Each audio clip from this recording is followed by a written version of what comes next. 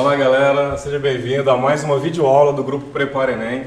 Esse grupo que se preocupa realmente com o seu aprendizado, com a sua aplicação em cima dessa estrutura, cara, que é o Enem, que é para nós essa prova bem elaborada, que tenta colocar de forma adequada, né, o seu conhecimento.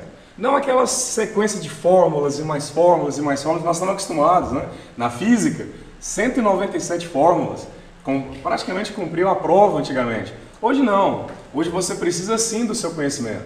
Eu não tenho que decorar fórmulas mais? Não, você ainda deve sim conhecer as equações. Agora, mais importante do que isso, você tem que saber o que fazer com esse conhecimento.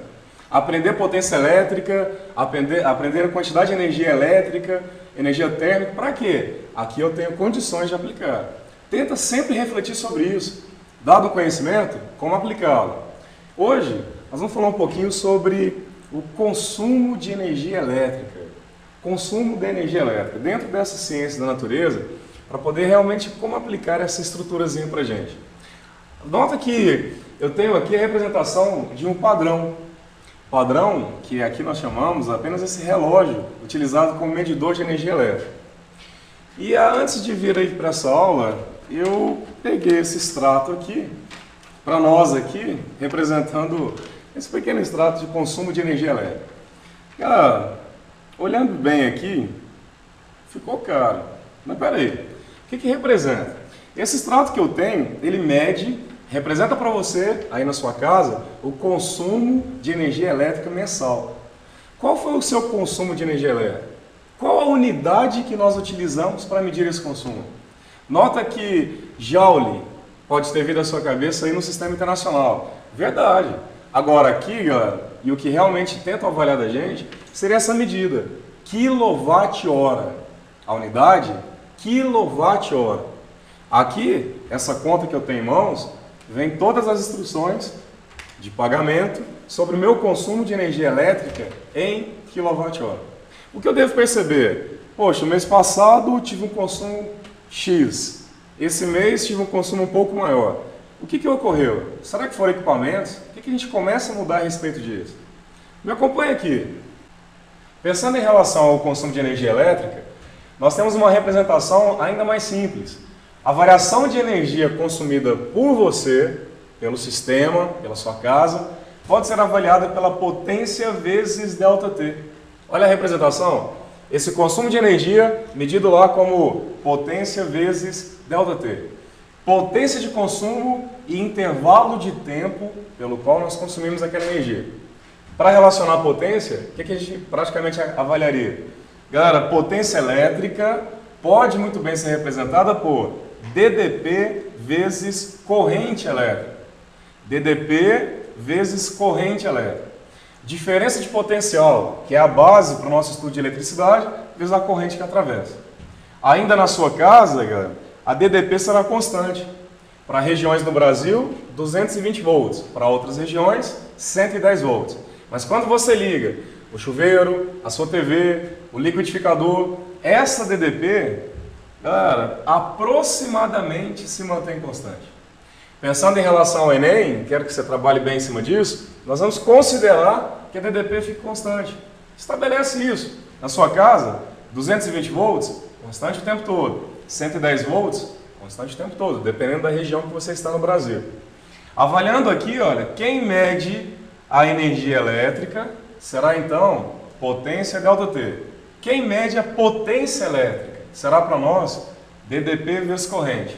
Onde que entra a sua contribuição? Na corrente elétrica. Qual é a estrutura marcada lá para a gente para a corrente elétrica? Como que essa corrente elétrica aumenta? Como que essa corrente elétrica diminui? Como que realmente nós medimos aí esse acréscimo de corrente? Imagina um circuito muito simples. Eu tenho de um lado a indicação aqui de uma força eletromotriz, passado ali, olha, simplesmente passando por ela uma corrente elétrica. No primeiro trecho, eu tenho aqui um circuito simplesinho, da sua casa, uma lâmpada, um rádio, ninguém usa mais rádio, elétrico, tudo bem, um rádio e uma TV. Uma lâmpada, um rádio e uma TV. Por enquanto, eu tenho apenas a lâmpada funcionando. Corrente elétrica está circulando no meu trecho, passando aqui uma corrente elétrica aí, eu chamei de I1. sabendo inicialmente que I e 1 são iguais. Agora, pessoal, me ajuda aqui. Fechando esta chave, eu darei mais uma opção para a corrente elétrica. Fechando essa chave, ela não tem apenas a lâmpada para percorrer, tenho mais uma opção.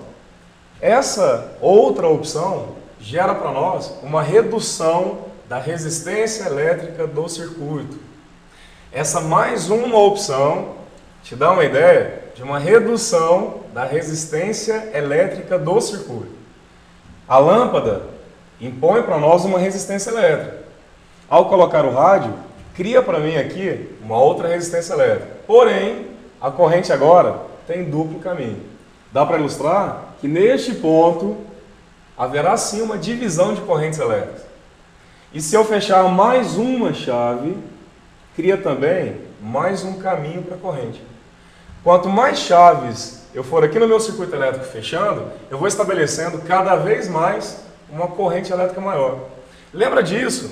Quanto mais resistências elétricas em paralelo, como na sua casa, como na minha casa, como na escola que você estuda, quanto mais equipamentos em paralelo nós colocarmos, maior será a corrente elétrica do sistema. Por quê, galera? Quanto maior a corrente elétrica em relação ao circuito, eu teria menor essa resistência elétrica. Quando eu avalio de forma adequada, aparece para nós a primeira lei de Ohm. DDP, diferença de potencial, se iguala a resistência elétrica vezes corrente elétrica. Aqui eu tenho corrente elétrica obtida pela razão. Lembra ainda dessa aula que agora há pouco eu disse a vocês, a DDP da sua casa permanece constante. Então, quanto mais equipamentos você ligar em paralelo, menor a resistência elétrica do circuito. A ponto de justificar, menor a resistência elétrica, olha só essa proporçãozinha aqui, menor a resistência elétrica, maior a corrente elétrica que você tem. Lembra bem, a potência depende da corrente e a energia que você paga depende da potência. Então, ao final de toda a história, o extrato da sua conta de energia elétrica está aqui, ó. Mais equipamentos, menor a resistência, maior a corrente. E se maior a corrente, maior a potência. E se maior a potência, maior o prejuízo que você vai ter no final. Agora, avalie bem na sua casa. Você tem uma série de equipamentos aí. Aqui eu tenho algumas representações de alguns pontos, né? Por exemplo, galera, uma ducha daquela. Imagine, uma ducha turbo, com uma série de funções, cria para nós ali diferentes temperaturas, sei lá, outono, verão, inverno, primavera, aqui ela tem as 4. Eu vou simplesmente instalar uma dessa em casa. Tudo bem, faça isso. Agora, tenha cuidado com a potência. Lembra, o que vai encarecer sua conta, a potência que você está utilizando. Aqui nós temos realmente um elemento de, muito uso, de aplicação total em relação às residências do Brasil. Mas a potência, completamente o ponto vilão, chamaria assim. Olha a churrasqueira elétrica. Uma churrasqueira que consegue atender, talvez, aquelas pessoas que moram em um apartamento, sem possibilidade aí de criar, ou, sei lá, um ambiente para churrasqueira, ou mesmo, aquele momento que você tem para poder com os amigos trocar uma ideia e com a churrasqueira elétrica lá. Mas, galera, são 2.500 watts de potência. Então, isso representa um gasto de energia elétrica considerável. Então, entenda, há uma série de equipamentos que buscam sempre o consumo maior. Consumo maior, transformação de energia. Preciso de um lado buscar a transformar a energia elétrica de um lado em térmica, sonora, luminosa, uma série delas. De tal forma que quando você for adquirir um equipamento, qualquer ele que seja, uma geladeira, uma representação desta, olha só essa etiqueta. Numa prova do Enem, eu já visualizo isso, galera. Imagina, você abrindo a prova, está ali, olha, essa etiqueta, tentando ilustrar aqueles aparelhos que têm maior eficiência ou pior eficiência em relação ao consumo de energia elétrica. Aqui, ele coloca a etiqueta de um equipamento A, que deve ser sempre o escolhido. Agora, é claro, né? Você hoje tem opções. Felizmente, nós temos opções hoje, há alguns anos atrás isso não existia. Mas eu tenho condições de escolher aquele equipamento que faz o menor consumo. Olha só o fechamento disso, então. A corrente elétrica que vai passar no seu equipamento, porque tem menor resistência, gera uma potência. Essa potência é o ponto-chave no consumo de energia elétrica.